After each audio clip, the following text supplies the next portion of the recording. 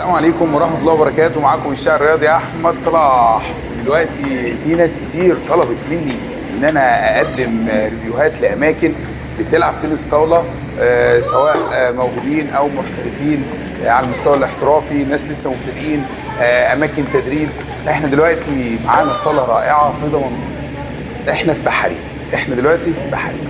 أي حد بيركب بيروح دمنهور سواء بالقطر على طريق القطر لحد بنها لحد القاهره، بيركب القطر سهل جدا ينزل دمنهور يسال على صاله الكابتن احمد العراقي. طبعا اول ما وصلنا كان في حسن استقبال من كل الناس والقائمين على العمل، والشباب اللي عنده الصغيرين المبتدئين لعبوا بطوله رائعه، وكانت تجربه جميله جدا والناس استفادت. والكابتن احمد العراقي كمان لعب معانا كمان، وما شاء الله، واولاده والناس اللي هناك ناس محترمه جدا، وبيرحبوا بكل الضيوف وكل الناس اللي موجوده. الصاله دي موجوده لخدمه اولادنا في تنس الطاوله عشان تعلي المستوى، وعشان الناس اللي عندها بطولات وعندها انديه، وعشان الناس كلها تستفيد، سواء المبتدئين اللي هم لسه بادئين اللعبه او الناس القديمه اللي هي ليهم تصنيف على مستوى الجمهوريه.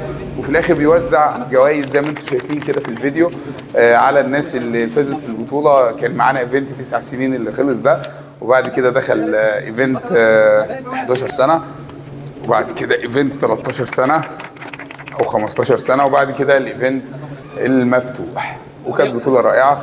كان معاكم الشاعر الرياضي احمد صلاح، ومساكم بينج بونج.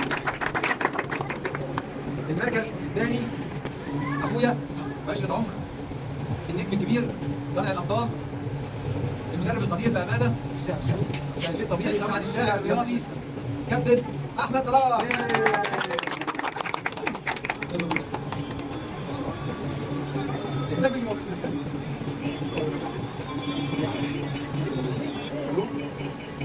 المركز الاول انا يا احمد هكلمك انا كابتن احمد العراقي. كابتن احمد العراقي.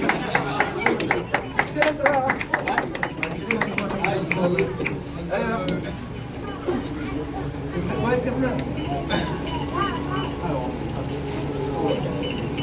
الف مبروك يا جماعه، والله بطوله جميله والله ما شاء الله، بطوله جميله والله ما شاء الله.